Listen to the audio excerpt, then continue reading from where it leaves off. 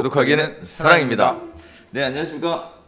2018년 7월 3일 고품격 부동산 토크쇼 부동산 별별소에 오신 여러분을 환영합니다. 자, 이번 주에도 뜨거운 이슈들이 좀 많이 있었는데요. 그중에 가장 큰 이슈가 하반기 부동산 시장 전망에 대한 것이 가장 큰 이슈였던 것 같습니다.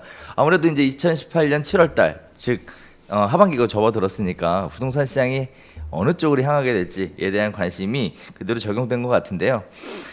다양한 매체에서도 부동산 시장에 대한 어떤 통계, 전망치들을 속속들이 내놓고 있는 상황입니다.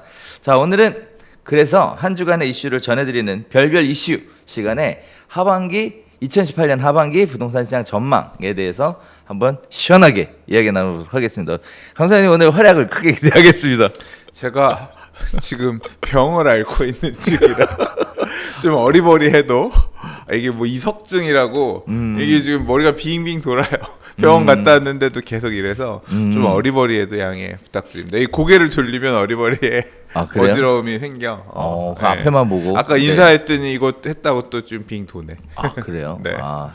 아무쪼록 건강이 가장 우선이니까 좀 쉬어야 될 것 같아요. 챙기시고 잘 쉬시면서 하도록 하겠습니다. 그럼 오늘 일단 하반기 부동산 시장 전망에 대해서부터 살살 무리 안 가도록 이야기 나눠보도록 하겠습니다. 자, 일단 보유세에 대한 발표가 있었고요. 발표가 오늘 나요. 3일. 아, 그런가요? 그러니까 안만 나왔고 안만 오늘 이제 어떤 거 정했을지 나올 건데 오늘 상정은 됐대요. 네. 뭘로 했을지 궁금해요. 그렇죠. 근데 어쨌든 발표가 되면 이제 그거 가지고 다시 다루겠지만 어찌 됐든 보유세를 이렇게 개편하겠다라는 영향 자체는 크지 않는 것 같아요. 이게 내년 적용이고 아직 뭐 당장 이제 원래 이 보유세라고 하는 거는 당장 많이 두들길 수 있는 게 아니라 지속적으로 부담을 주겠다는 거고 그런 심리적 압박이 생기는 거죠. 그렇죠. 자, 그래서 보유세 발표가 있음에도 불구하고 부동산 시장 자체의 움직임은 심상치 않습니다. 일단 서울 재건축은 가격 하락폭이 일단 줄어들고 있는 상황이고요. 강남 4구만 살짝 0.04% 하락하고 있는 모습 보여주고 있는데요. 그 외에는 다 올라가고 있어요. 지금 서울 전체적인 매매 가격은 0.1% 상승하고 있는데 주로 상승을 주도하고 있는 장이 영등포구, 그다음에 동대문구를 중심으로 해서 큰 폭으로 올라가고 있고요. 그다음에 관악구, 강서구, 중랑구, 중구 등으로 상대적으로 많이 올라가고 있는 모습들을 보여주고 있습니다. 반면에 경기도는 0.03% 하락하고 있고요. 지방도 0.12% 하락하고 있으면서 시장 양극화의 모습들을 확실하게 보여주고 있는 것 같습니다. 이와 유사한 통계가 또 있어요. 부동산 114에서도 발표를 좀 했었는데요. 서울 아파트 매매 가격은 0.02% 상승을 하는데 역시 똑같죠. 강남 재건축은 0.01% 하락을 했고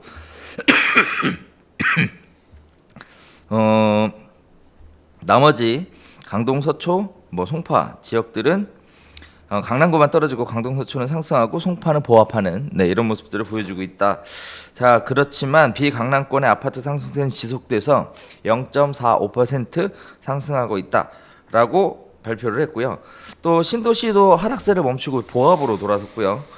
경기하고 인천도 0.1% 상승을 하는 모습들 이렇게 보여주고 있습니다.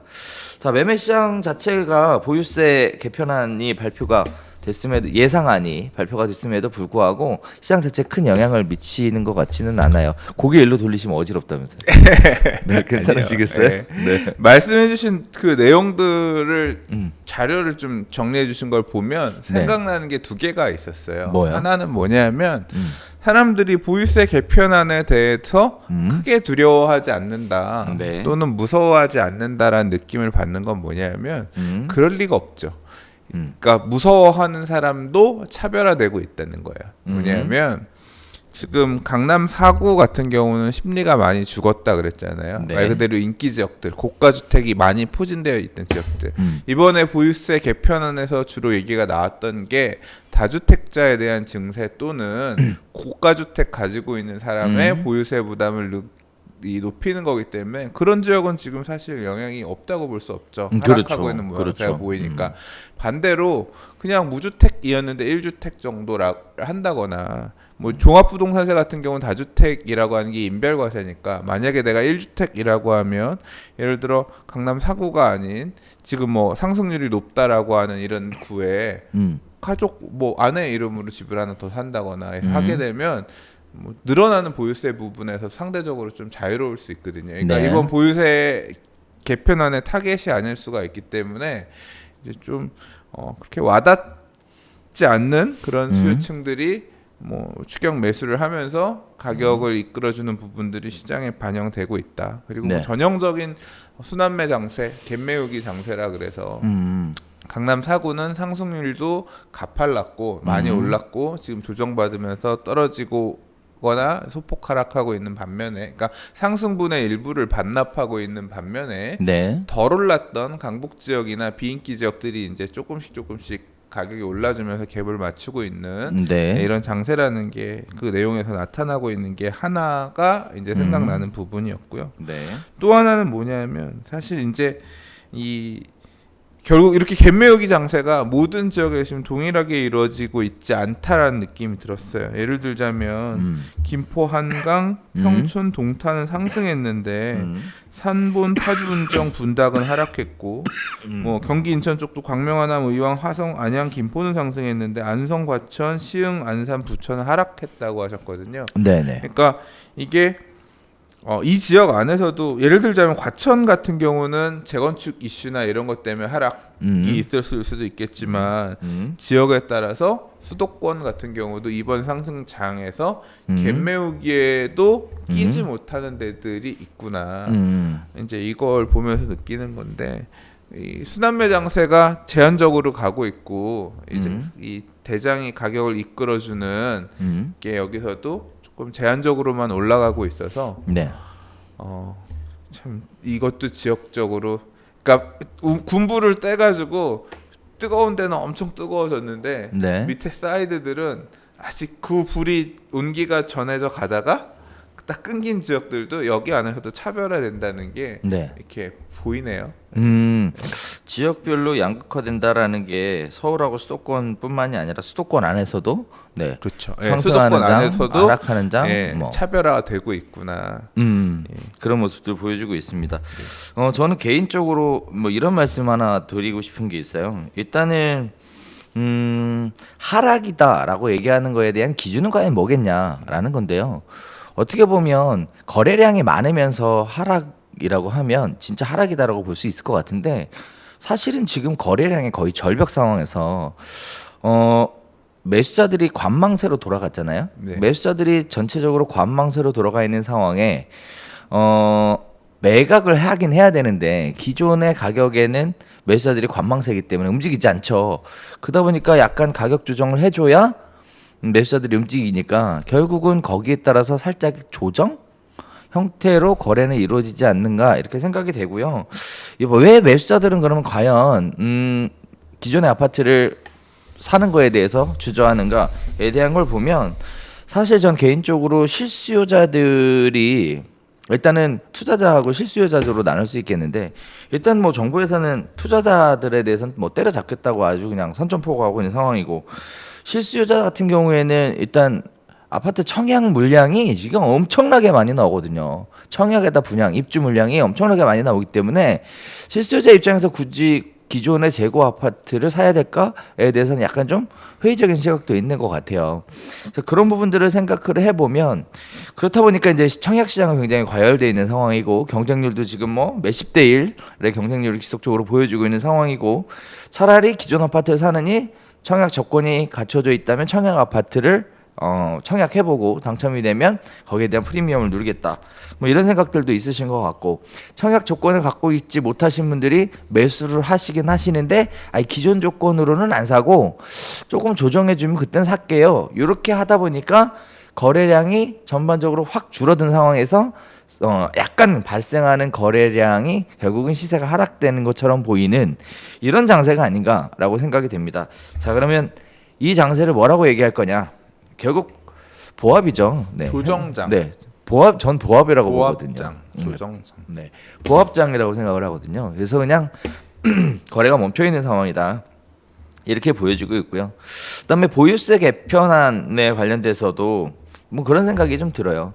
지금까지 부동산 가격이 사실 지난 뭐 이런 말씀 드려서 뭐 뭐 이 별로 좋아하지 않는 뭐 시청자분들도 계시는 걸로 알고 있는데요.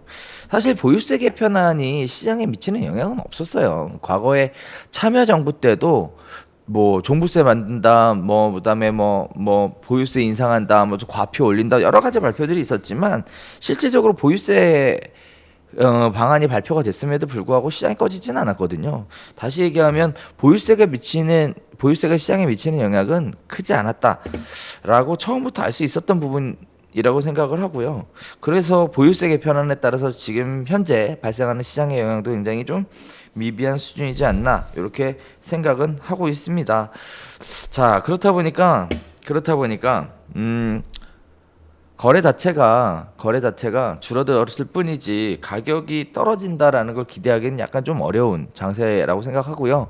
실수요자 입장에서는 사실 청약 시장에 거의 뭐 다 올인해서 덤벼들어야 될 그런 시점이 아닌가. 올인한다고 덤벼든다고 주나 안 주지. 안 주죠. 물건 개수는 많은 것 같아도 지금 봐요. 이제 다음 시장에서 얘기를 해야 되지만 지난주 분양한 물량들 보면 가점제인데 경쟁률이 33대 1 나오고 28대 1 나오고 한 명 받았으면 32명 못 받은 거고 28대 1이면 한 명 받았으면 27명 못 받았잖아요. 그렇죠. 예, 올해 지금 이제 절반 갖고 절반 남았는데 분양 몇 개 더 있다고. 그러니까 이게 그 수요는 여전히 에너지는 있는 거예요. 그렇죠. 시장의 에너지는 많이 있죠. 근데 사실 전 그것도 그런 생각이 들어요. 뭐 기회는 준비된 사람들의 것이잖아요. 그럼 청약 통장이라는 것 자체가 오랜 기간 준비되어 왔던 통장이니까 그분들이 이제 먼저 좋은 선택의 기회를 가져가게 되는 게 불합리하다고 생각은 하는데요. 불합리의 얘기가 아니에요. 그러니까 불합리 얘기가 아니라 결국 이렇게 청약 제도에서 배제된 수요층들이 어떻게 시장에 복병으로 나올 거냐가 이제 앞으로 시장에선 변수예요. 제가 생각할 때는 얼마나 될까 그 숫자가. 그러니까 이 커뮤니티 등에 보면 그런 의견들이 많이 나옵니다. 가점은 이번에도 안 됐어요. 예, 가점으로는 어림없을 것 같고 뭐 시장이 조정받으니까 뭐 지금 뭐 사야 될지는 아직 좀 조심스럽긴 한데 청약은 계속해도 안 되고 걱정이에요.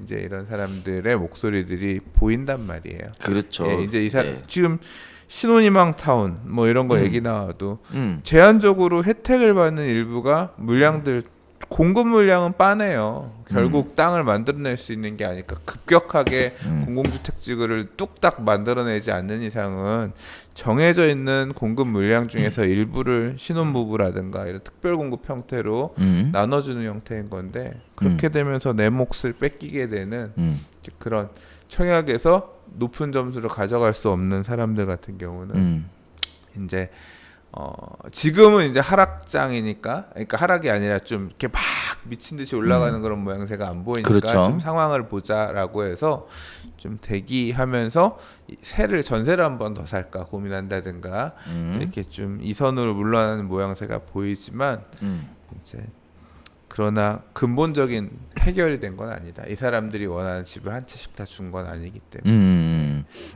자, 그래서 정부에서 주거종합계획 이걸 통해서 임대 아파트를 추가로 더 공급하겠다라는 이야기를 지금 하고 있는데요.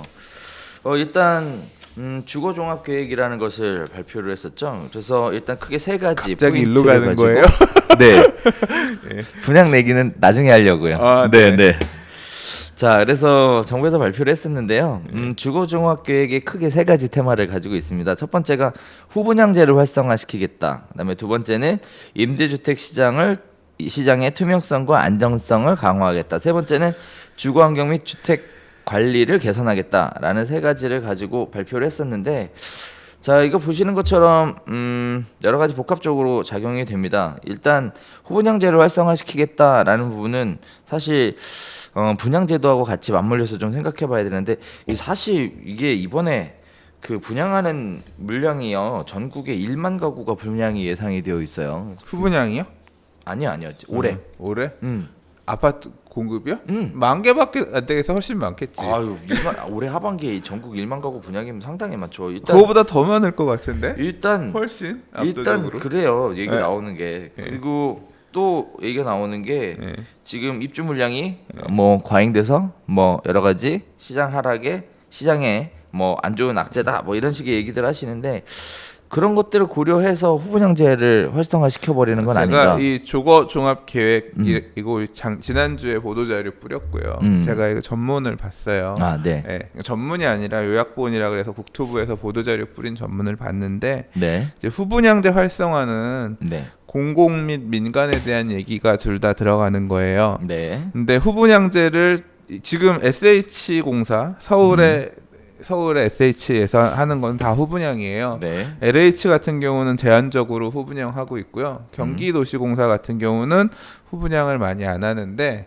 이제 LH나 경기도시공사 같은 경우도 후분양 쪽으로 공공분양 물량들을 후분양 쪽으로 점차적으로 늘려가겠다, 전환시키겠다라고 네. 하는 내용이 한 꼭지였고요. 네. 그다음에 이제 민간 분양 물량도 후분양을 줄 건데, 그러니까 민간 분양이라고 하는 건 정부가 컨트롤할 수 있는 결국 민간 분양 땅이라고 하는 거는 공공주택지구나 신도시처럼 택지를 정부가 관여해서 만들 수 있는 땅들에도 공공 분양 물량 말고 민간 분양 물량이 있단 말이에요. 예를 들자면 하남 가밀시티, 가밀 포엘 시티 얼마 전에 분양했잖아요. 네네. 이게 하남 가밀 공공주택지구 안에 있는 민간 분양 물량이란 말이에요. 네. 앞으로는 이렇게 공공주택지구 안에 민영 분양 시행 우리도 아파트 청약 받으려면 되게 힘들잖아요. 그렇죠.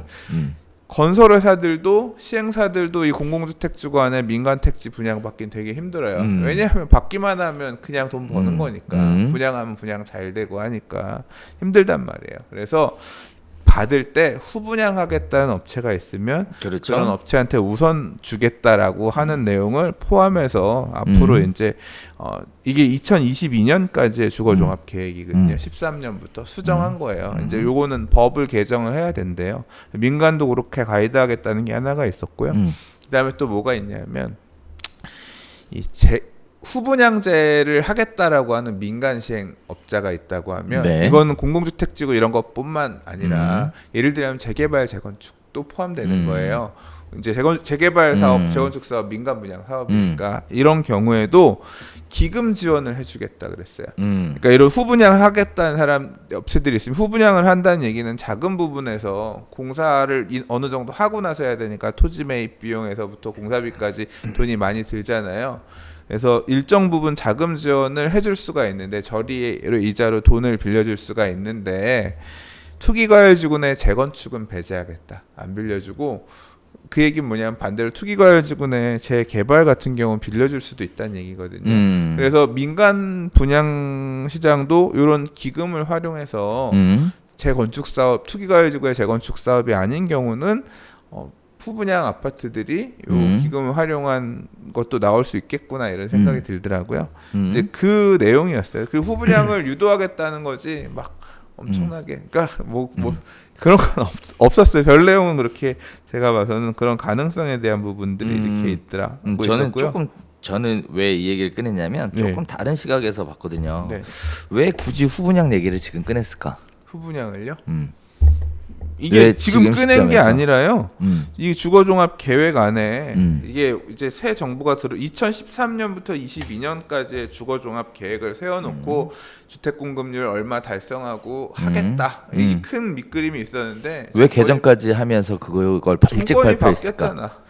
일찍 정권이 발표했을까? 바뀌어서 지금 이제까지 대책들을 이거저거 계속 냈잖아요. 네네. 이제 그런 내용들이 포함된 주거 복지 대책 등등을 포함해서 주거 종합 계획의 어떤 방향을 일부 이렇게 수정하겠다. 해서 이제 내놓은 거죠 이번에. 일단은 제가 글쎄 좀 시각을 네. 직진을 안 해서 그런 것 같은데 일단 저는 그런 생각이 좀 들어요. 이게 후분양제라는 게 장점만 있는 건 아니거든요. 네. 단점도 여러 가지가 있어요. 뭐 대표적인 단점이 뭐냐면 건설회사가 후분양제를 시행하면서 부담하게 되는 이자가 결국 분양가의 전가가 될 것이다. 네. 그래서 보통 예상하기로는 3에서 약 7% 정도 분양가 인상을 예상을 하고 있고요. 그 다음에 후분양제 하는데 사실은요. 이게 새로 집을 마련하는 사람들 입장에서 주택 가격이 결코 저렴한 게 아니거든요. 그러다 보면은 중도금이라는 거를 이렇게 시간이 좀 있으면 열심히 벌어서 중도금을 마련을 좀 할 텐데 이게 후분양제로 하면 중도금 마련할 방법이 없어요. 그냥 막 확 치고 들어가 버리기 때문에 납부 스케줄이 빡빡하고 많이 그렇죠. 들어간다는 얘기죠. 지금도 뭐 3년 해도 3년 해도 열심히 벌어서 모아서 사실 중도금 납부 한 번 할까 상황인데 이게 이렇게 후분양으로 가면 중도금 납부할 상황 자체가 만들어지지 않는 거거든요. 그래서 대출로 가야 되는데 물론 장점은 있습니다. 입주할 집을 확인하고 청약한다라는 장점은 있는데 따지고 보면 입주할 집을 확인하는 것 자체가 가지는 어떤 글쎄 모르겠어요. 근데 지금 주택에 대한 얘기하는 그 하자를 후분양도 보면 입주한 집을 확인하고 청약하는 그런 개념의 후분양이 아니라 80% 짓고 후분양, 60% 짓고 후분양이기 때문에 네. 실제로도 보면 골조 올라가는 거 보면서 후분양 이런 개념이라 80%면은 네. 이제 제 생각에는 네. 이제 정부에서 유도하는 거는 골조 올려놓고 네. 그리고 보는 집 있잖아요. 보는 네. 집. 샘플하우스. 샘플하우스. 그러니까 그래서 그거 정확하게 만들어 놓은 내가 것 같아. 받기로 한 집의 네. 자재나 뭐 하자 그렇죠. 상태나 이걸 보고 후분양할 수 수는 있는 없어요. 상황은 아니에요. 지금도. 그건 아니에요. 그래서 네. 말씀하신 입주할 집 확인 후 청약 단계로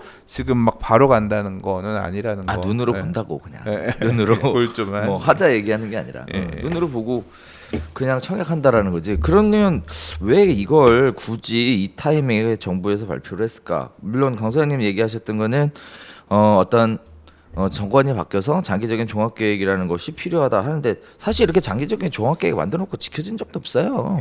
뻑한 바뀌는 건데 뭐. 우리는 좋은 사회를 향해 가야 된다. 비전을 제시해야지. 그래서 저는 개인적으로 이런 생각이 드는 거거든요. 지금 사실 지금까지 정부가 발표했었던 여러 가지들 중에 예상외로 선제적 대응을 굉장히 잘했던 것들이 있어요. 특히 수급에 관련된 부분들은 지금 이제 시간이 지나면서 이런 얘기들 했었죠. 물량이 많다, 물량이 많다, 물량이 많다 이런 얘기들을 계속 했었어요. 근데 다들 회의적이었었거든요. 정말 물량이 많냐?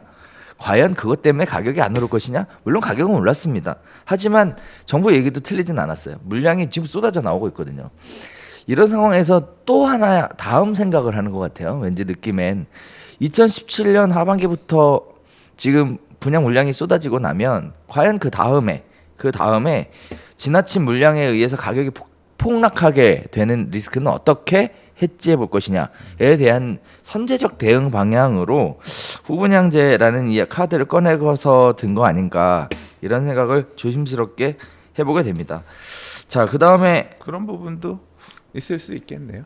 그 다음에 또 들은 생각들은 뭐냐면은 이게 참 머리를 잘 쓰시는 것 같아요. 뭐냐면요, 이게 지금 무슨 얘기가 또 나오냐면 임대주택 시장에 대해서 계약갱신 청구권하고 전월세 상한제 지금 얘기가 나온단 말이죠.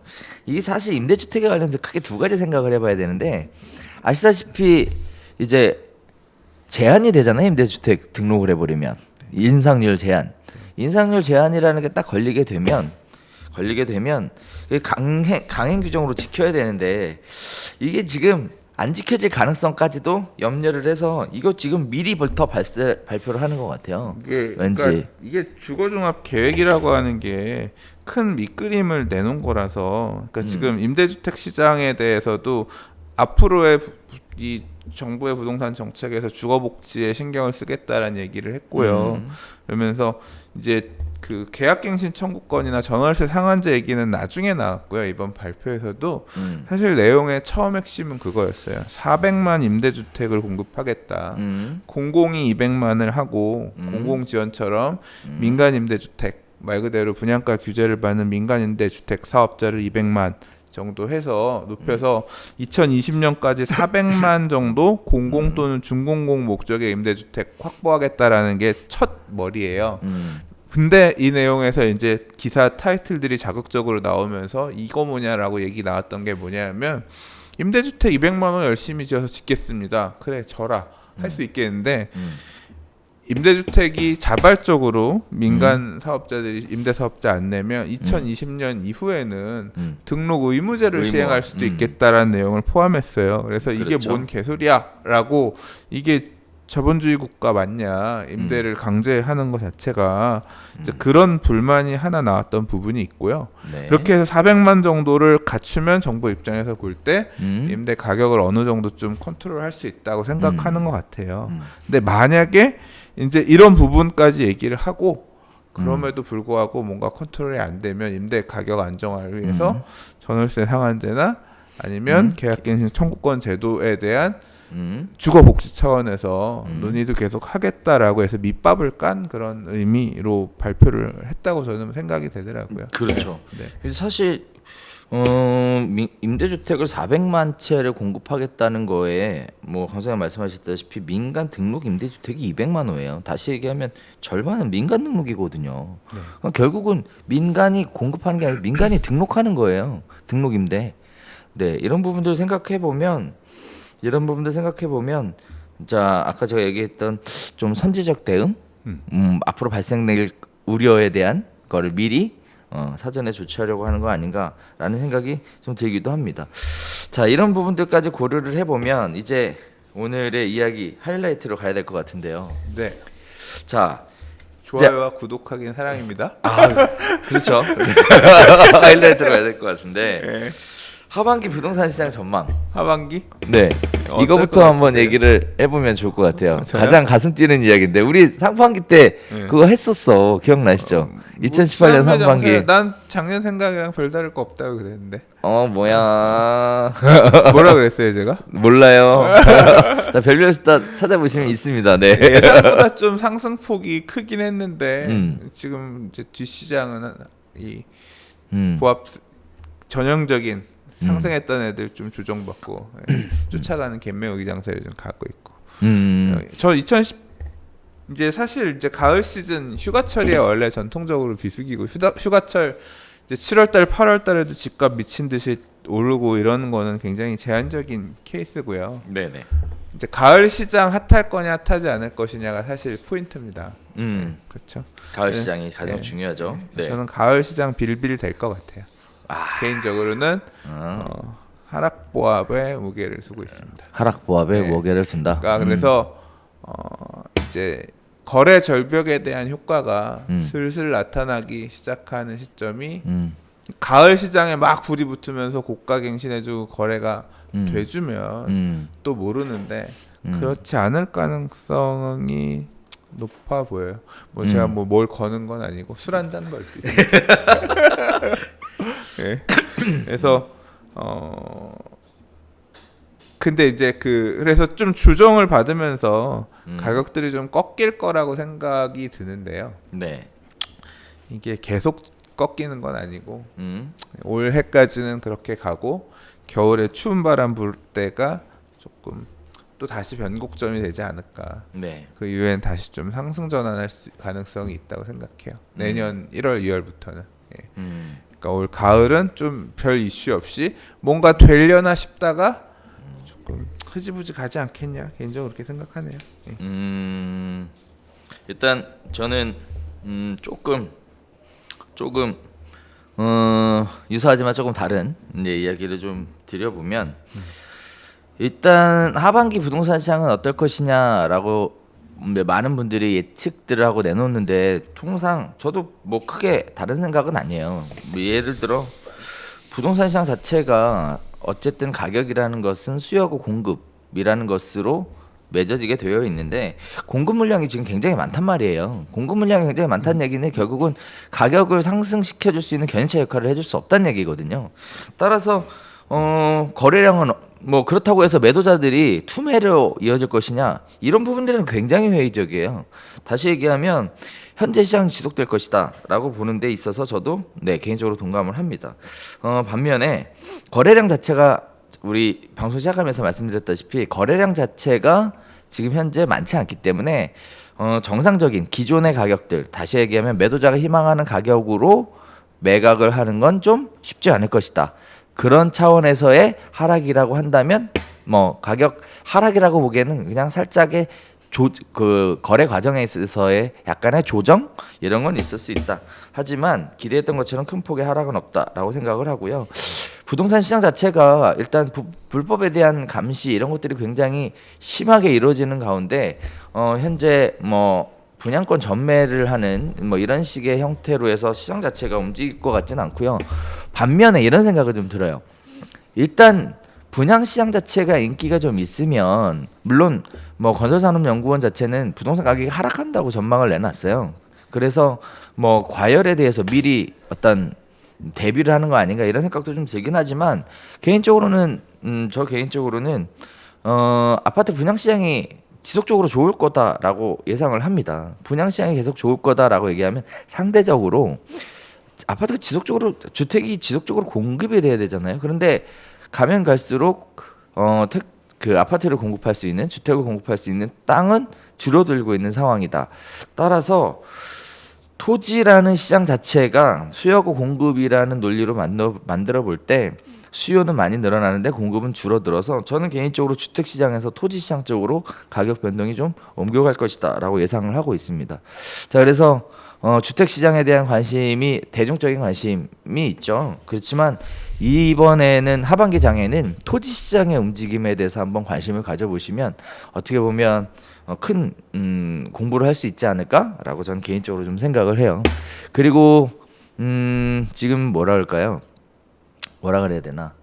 그 월세가 나오는 수익형 부동산, 수익형 부동산에 대한 관심이 지금처럼 사실 지금 주택에 묻혀가지고 사실 거의 관심 대상이 아니었거든요. 신문 기사도 보면 수익형 부동산에 대한 관심들이 거의 없습니다. 안 나옵니다, 기사들이. 근데 그런 부분들이 조금 관심의 영역으로 떠오르지 않을까. 그래서 저는 주택 시장 말고 주택 시장에 대한 건 현재 상태, 그다음에 토지 시장하고 수익형 부동산 시장 쪽으로 관심들이 이동할 것으로 예상이 되고 있습니다. 네, 저는 그렇게 예상한다고. 네. 네. 자, 이런 것들 한번 참고해 보셨으면 좋겠고요. 그럼 내기할 게 없겠네. 맞췄으니까. 둘 다 똑같으니까. 그죠? 그러니까 뭐 사실 그렇죠. 뭐 별 큰 이견이 있는 건 아닌데. 네. 이제 제가 생각하는 부분은 아까 몇 가지 좀 포인트가 있는데요. 네네. 이번 상승장에서도 크게 오르지 못했던 말 그대로 물량 쇼크 때문에 완전 힘들었던 이런 지역들은 계속 이렇게 멈춘 상태로 빌빌대다 끝낼 것이냐. 예. 아니면 다시 그 지역도 갭매우기 장세에 떠오르면서 갈 거냐. 뭐 이런 것도 조금 한번 생각해 봐야 될 것 같고요. 그리고 이제 하락장이 오면, 그러니까 사실 하락장이라기보다는 제가 올해 연말 내년까지 얘기는 뭐 얼마 떨어질 거냐. 아까 사실 이게 관련해서 다른 분하고 얘기를 잠깐 했는데, 네네. 다른 데서 얘기를 했는데, 네. 얼마 몇 퍼센트 떨어질 것 같아요. 나도 모르지. 그러나 제가 경험적으로 이전 시즌에 네. 하락하는 걸 보면. 네. 이게 물건 형태에 따라서 기축들은 네. 그러니까 전세 끼고 있고 그냥 들어가 살고 있는 기축들은 상대적으로 가격 하방 방어력이 세서 생각보다 많이 안 빠졌고 좀 투자형 부동산들 대출을 많이 끼고 움직여야 되는 재건축이나 재개발들 또는 뭐 분양권들 일부 같은 경우는 조금 조정장이 생길 때 그냥 털 수 있으면 턴다는 마음으로 좀 가격폭의 조정이 좀 더 큰 경우도 있더라. 그래서 네네. 물건마다 좀 차별화돼서 움직일 수 있다. 이제 이렇게 지역마다 물건마다 차별화돼서 움직일 수 부분을 있다. 조금 얘기하고 싶었고요. 나 큰일이다. 생각이 달라야 재밌는데 방송이 재미없겠어요 이거. 네. 그리고 말씀하신 부분은 저는 지금 상가 공부 시작했거든요. 네, 상가 공부 열심히 공부 하려고. 언제까지 하는 거예요? 원래 이렇게 느슨하게 하다가 이게 네. 좀 집중해. 7월 달은 모토가 그겁니다. 밀도 있는 생활. 조 대표님의 한 하루는 나의 한 시간은 조 대표님의 하루보다 바쁘다. 밀도 있다. 대단하십니다. 네. 그런 마음으로 좀 열심히 공부해 보려고 하는데. 강사님 병원에서 볼 것 같습니다. 네. 아니 농담입니다. 워낙 바쁘게 사시는 분이라. 근데 아무튼 좀 상가 투자든 아까 말씀하신 토지 투자든 주거용 부동산 뭐 당장 상가나 뭐 이런 토지나 이런 게 경매 물건이 막 늘어나고 하진 않겠지만 네네. 이제 슬슬 미리미리 좀 대비해야 될 때가 아닌가 공부를 좀 해가야 될 때인 것 같아서 좀 저도 준비하려고 하고 있어요. 옛날 부자들이 그 떵떵거리면서 산다 그러잖아요. 근데 사실은 그게 떵떵이 아니라 땅땅거리면서 산다면서요? 아, 땅땅을 사서? 네. 제 생각엔 그쪽 시장을 준비하는 건 바람직한 방법인 것 같아요. 네. 뭐 그렇다고 해서 저희가 뭐 투기를 부추긴다거나 뭐 그런 차원에서 그런 의미로 드리는 말씀은 아니고요. 시장이나 장세가 그쪽으로 그러나 흘러가고 내가 있다라는 거지. 확실히 하고 싶은 말은 뭐. 아직 주거용 부동산 시장이 전 끝났다고 생각하지 않거든요. 그래서 끝나진 않았어요. 네네. 눈여겨 봐야 되고 가을장의 흐름 움직임이 뭐 제가 말씀드리는 건 하나의 그냥 예측일 뿐이고 솔직히 말해서 뭐 근거가 있나요? 감이지. 그러니까 느끼거나 주변의 분위기를 봐 느낀 감이 가을 시장 어떤 식으로 진짜 또 치고 올라갈지 두고 봐야 되는 거니까 계속 모니터링 치고 올라간다고?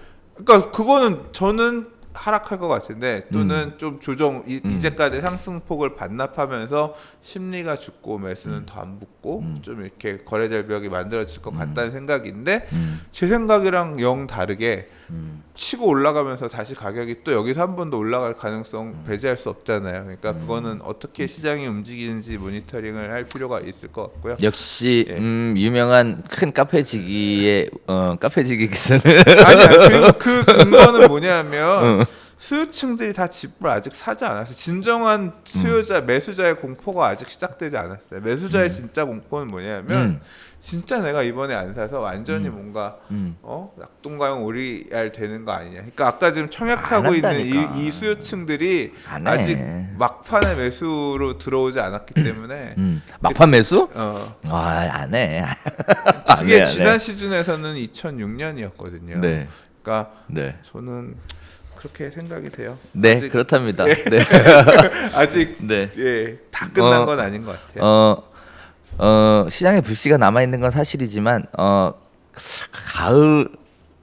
가을에 분양 시장을 중심으로 이렇게 해서 뭐 또 가격이 뭐 이렇게 확 올라간다? 전 개인적으로 가능성 없다고 보여집니다. 그래, 없다. 나는 없다이나 나는 확실하게 얘기할래. 없다이나 모르니까 분위기는 계속 봐야 된다. 나는 확실하게 얘기할래. 예, 그리고 지금 못 산 사람들이 내년에 다시 이제 좀 붙지 않겠냐. 그러니까요. 그게 그런 거잖아요. 그 우리가 의식하는 게 그 안티 때문에. 아니야. 그냥 솔직히. 솔직히 진짜? 그런 거야. 예. 알았어요. 네. 좋습니다. 네. 자, 오늘 이야기는 여기서 1부 마치도록 하고요. 네. 네, 2부 한번 다시 시작해 볼까요?